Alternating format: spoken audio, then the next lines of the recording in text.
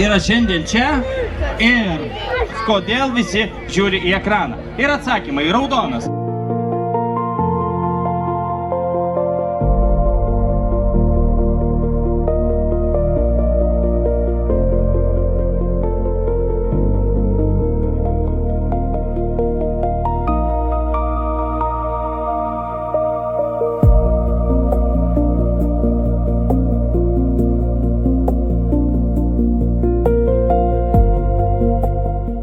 Tai vakarėlis iš tikrųjų mūsų parke Šarvininkų įvyko labai smagiai, daug žmonių, iš tikrųjų pasižiūrėkime, kiek susirinko pasižiūrėti filmą ir sudalyvauti konkursuose Baltikume ir Žvejų rūmuose organizuotame renginyje.